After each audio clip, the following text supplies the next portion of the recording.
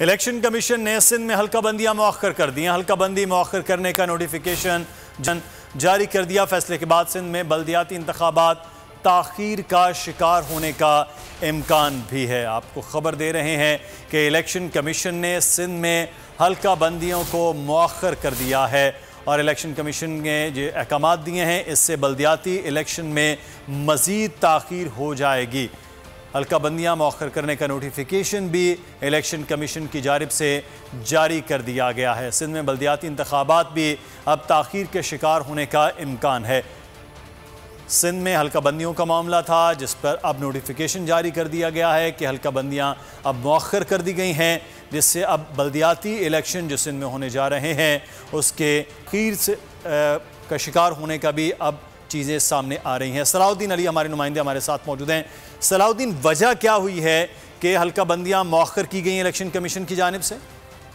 हाँ जी, बिल्कुल। Election commission की जानिब से एक नोटिफिकेशन जारी किया गया है जिसमें कहा गया है कि अब जो शेड्यूल उन्होंने 19 नवंबर को जारी किया था, सिंध में जो बल्दियाती हल्का बंदियाँ होनी थी यूसी सतह पर और दीगर, वो अब मौखर कर दी गई हैं। और इस हवाले से जो इलेक्शन कमीशन ने जो हिदायत दी थी सिंध हुकूमत को कि वो बिल में जो बल्दियाती एक्ट है उसके अंदर जो तरमीम करे, उसके लिए 30 नवंबर तक का वक्त दिया गया था। उस दौरान तो सिंध हुकूमत की जानिब से तरमीम तो की गई थी, लेकिन गवर्नर सिंध की जानिब से जो है उस पर एतराज़ात लगाकर उसको अब जो है सिंध हुकूमत दोबारा इसमें तरमीम करेगी।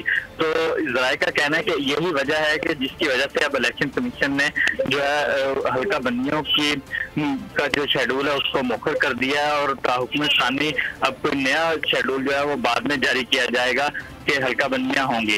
तो अब जो है इस हवाले सलाउद्दीन अली हमें तफसीलात से आगाह कर रहे थे, बहुत शुक्रिया आपका।